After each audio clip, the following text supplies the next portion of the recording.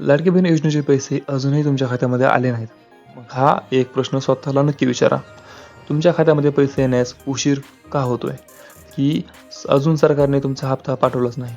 याचं उत्तर मी शेवटी देणार आहे, त्यामुळे व्हिडिओ स्किप न करता शेवटपर्यंत पहा. सध्या अनेक महिलांच्या मनामध्ये संभ्रम निर्माण झाला आहे. काही जणींच्या खात्यामध्ये रक्कम जमा झाली, तर अनेक जणी अजूनही वाट पाहत आहेत. यामुळे सोशल मीडियावरती रोज नवे दावे, रोज नवे बातम्या दिल्या जात आहेत.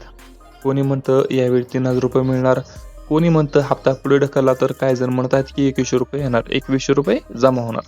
तर काही जण म्हणत आहेत ज्यांच्या खात्यात अजून पैसे आले नाहीत त्यांची नावे काढून टाकली आहेत. पण या दाव्यांवर विश्वास ठेवण्यापूर्वी एक गोष्ट समजून घ्या. लाडकी बहीण योजनेची रक्कम DBTद्वारे टप्प्याटप्प्याने पाठवली जाते. त्यामुळे प्रत्येक बँकेची प्रक्रिया वेगळी असल्याने काही खात्यांमध्ये पैसे लवकर दिसतात, तर काहींमध्ये थोडा उशीर होऊ शकतो. त्यामुळे तुमच्या खात्यामध्ये देखील पैसे यायला जरा उशीर होऊ शकतो. आता सर्वात महत्त्वाचा प्रश्न, तुमच्या खात्यामध्ये पैसे कधी येणार? तर सध्या उपलब्ध माहितीनुसार पात्र लाभार्थ्यांच्या खात्यामध्ये पुढील काही दिवसामध्ये टप्प्याटप्प्याने हप्ता जमा होण्याची मोठी शक्यता आहे.